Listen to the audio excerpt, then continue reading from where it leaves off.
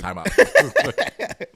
Look, I'm quite keen because I purposely haven't called you this weekend because I want to get like fresh opinion on the game because I know that you obviously made it clear in the pod that you expect to beat Everton at home. Like we spoke about it. Yeah, that's not. You even told all of us to go and captain Saka. I just said get Arsenal players. And you did it. You captained it. In the team. Oh, sorry. You said get as much Arsenal players in the team. If you got 2 defenders, It's true. It's true. Well, but, get the I got my 15 Gabriel, points. I got my 15 points, to be fair. Don't say I don't help you guys.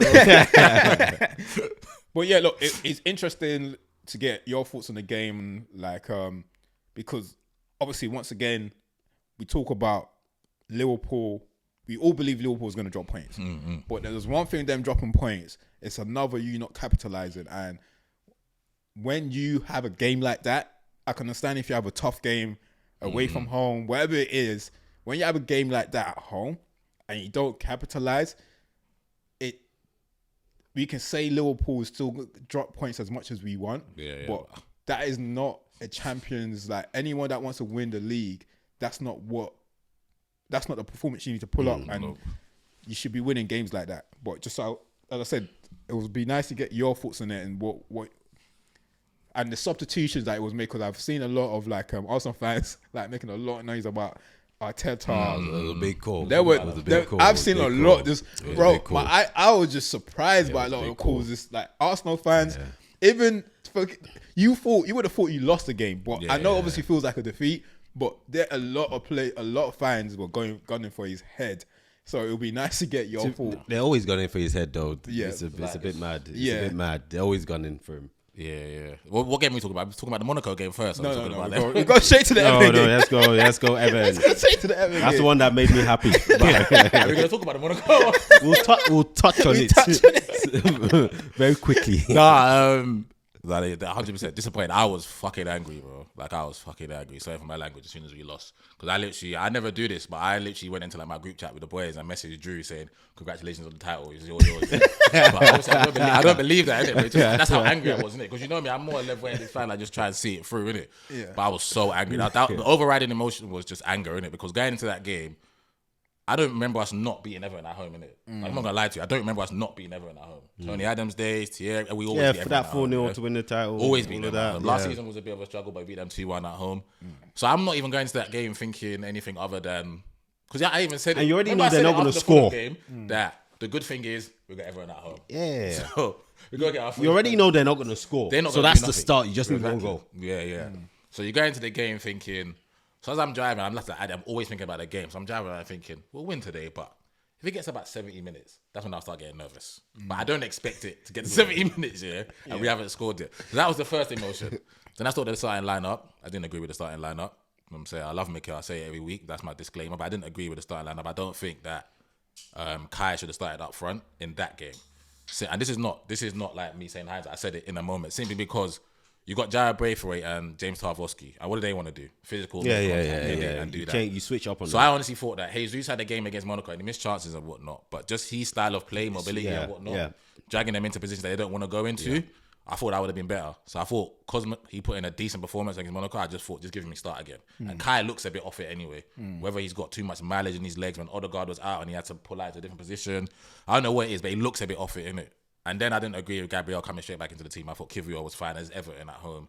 Give Kivior the game, let Gabby get more rest, because the bigger game is Palace away next week, Saturday, which is a tricky stadium to go to. So those are the only two things I didn't agree with. Thomas not starting was fine with me because Thomas had a niggle. Yeah. So then we start the game and you're thinking, all right, it's not amazing, but you can already tell what's going to happen here. We're going to play football in their half. It's only one half of football that's going to happen here, because Calvert-Lewin is getting dealt with by Saliba and Gabriel at every opportunity. So we're just recycling the ball. But then we don't really, there's nothing mad happening, isn't it? There's nothing mad happening. They've got their 4 at the back. They've got their 5 in front. Got 3 Africans in front of them. Just moving mad, moving hungry, snapping at everything. Mangala, Gay, and Decore, my African brothers just moving mad out there. Then they got Ndai as well. Ndai's doing a double-up job with Mikalenko and Saka. So his job is, don't worry about anything that's happening going forward. Forget that one. Just forget about that for this game. So obviously Saka's doing what he can and whatnot, but then the first big chance, Mourinho cuts it back for Odegaard. It's a half chance for me. I'm not expecting him to. He should score. That's more of a half chance. He snapped at it. But then the second one, I call him my best player, maestro and all that. The second one, he's done brilliant to find a bit of space there. For me, he's got to put that in the bottom hand corner. He has to put it in the back. Because if you watch it back, you know Pickford went for the fake. So Pickford's on his knees when Odegaard shoots. So the whole of that side is open for him. Do you know what I'm saying? So and knowing his quality, I don't think that's a chance. Yeah, there's a bit of composure. I think Odegaard can put that away, innit? And because it's Everton at home, and we say this all the time, because those teams are coming to stifle us and not really coming to play a game of football, it's more survival.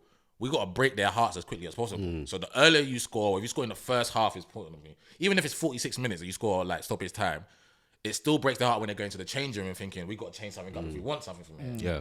But we don't do that, and then we get another Odegaard chance where there's a bit of nice play, Havertz to Saka, cuts it back, and Odegaard and Pickford makes the save. That one, I think he just smashes that, but he tries to place it in. And we get 3 chances, they all fall to Odegaard, innit? And only one of them is one I'm thinking he should score, innit? But then they go into half-time and they're doing their four defenders, 5 in front of them, and we're not doing, they haven't been opened up like mad, innit?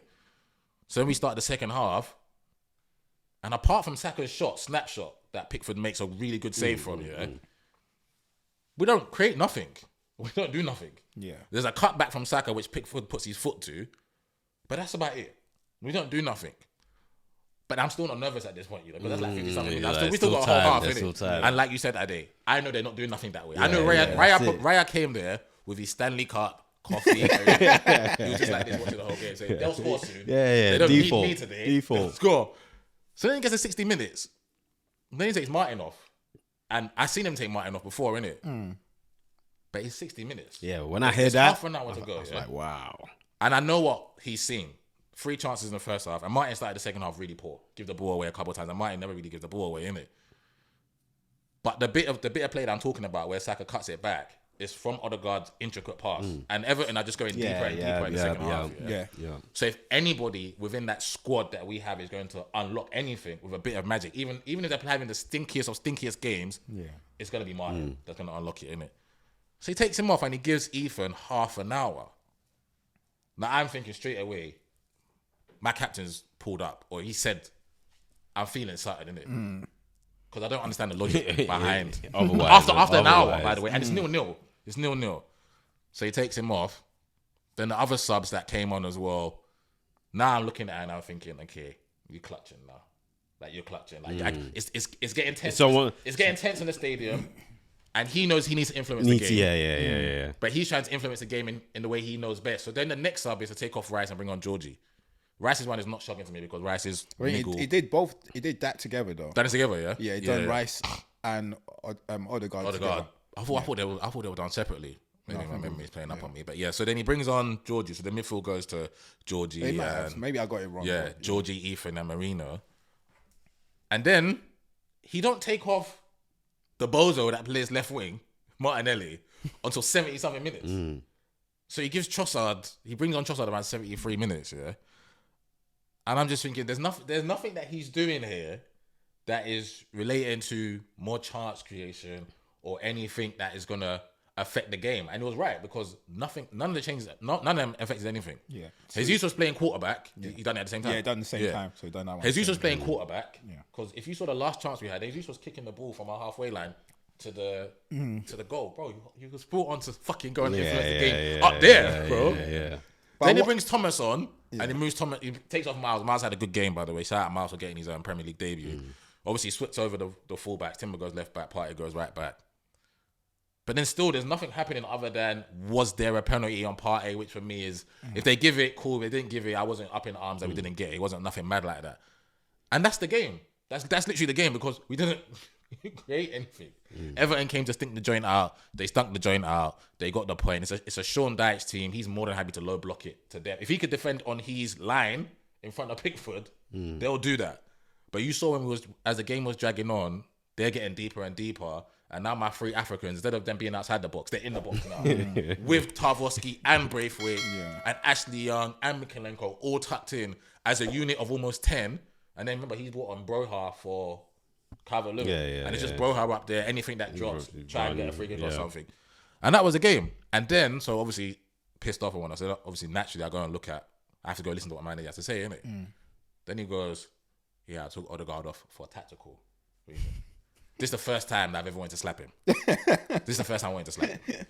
Because when he does stuff, like I said, I'm a massive fan of it. I can kind of like, I'm trying to reason. Yeah, I can kind of make sense of what he's trying to do. Yeah. And in his defense, Odegaard did not have a good 15 minutes when he came out. But I haven't had a baby. You guys have babies. So does my brother that's recording. I want to say his name. I don't know if you got any chicks out there. But maybe the sleepless nights is affecting him. You know what I'm saying? He's just had a new baby. Maybe he's not sleeping that night and so on and so forth. So it's affecting him and whatnot. But like I said, if anyone was going to unlock anything, it would have been him. Yeah. And the lack of bravery that he shows, the lack of risk that he shows is alarming now, because you can leave Odegaard on there and he can create something crazy. And if you wanted to bring on Ethan and give him the minutes, then take Mikel Merino off. Because he wasn't doing nothing all game. And remember, like you said, that they're not doing nothing going that way. They're not doing nothing. So if you wanted to bring Georgie on for Rice because Rice was carrying something, no problem.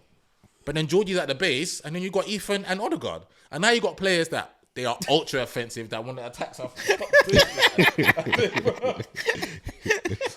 Stop it. So I just, that was puzzling to me. All the other subs that he tried to do, I don't get why Martinelli gets 70-something minutes. He was doing nothing against a 39-year-old Ashley Young, who had him in a chokehold the whole game. But it's not Martinelli's fault, because I've accepted Martinelli that he can't play beyond his ability. That's what he is. That's what he is. He can't play beyond. But yeah, I just thought that him labeling it as it was a tactical situation, and then him saying that if Ethan scores, I would have been vindicated. But he didn't score. He never looked like scoring. He never looked like creating anything. Yeah. So I'm saying it's almost like you put him out there for half an hour and say, go make something happen.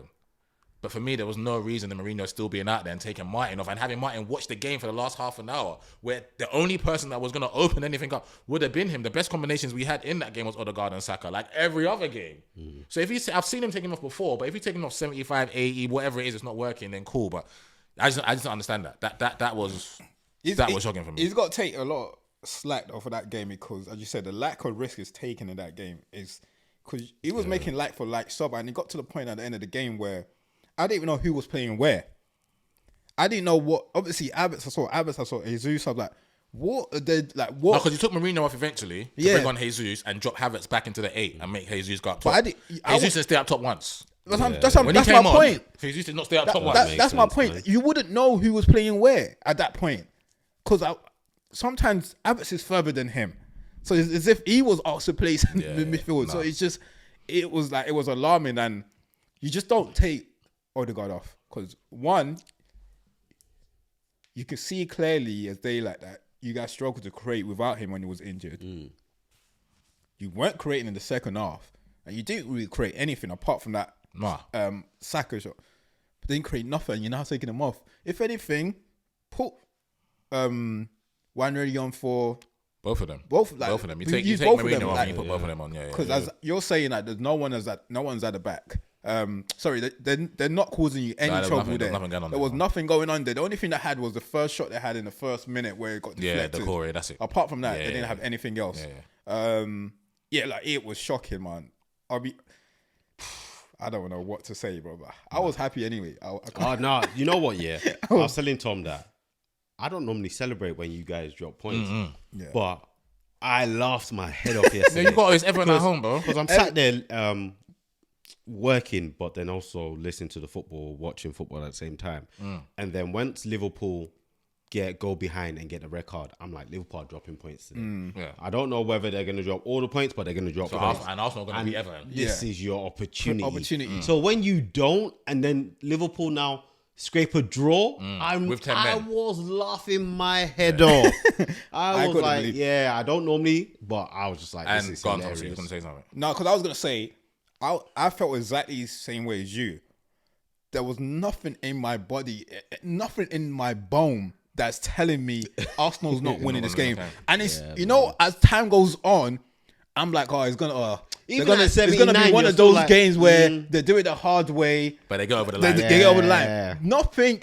If someone told me I could have put any, you guys even took me out my bloody last man standing. Because I put Arsenal, because there was nothing. Of course. In my body that was telling me that this team is not winning, and to blow it against Everton, I think that is telling that. Look, I'm not like, there's still a lot of games to play in it. Don't get me wrong, a lot of games, but this is showing me that you guys don't want to win this league, bro. Like, there's one thing about last week, because we could be sitting here right now in the space of a week and a half, and you'd be 2 points behind Liverpool right now. within a week and a half, and for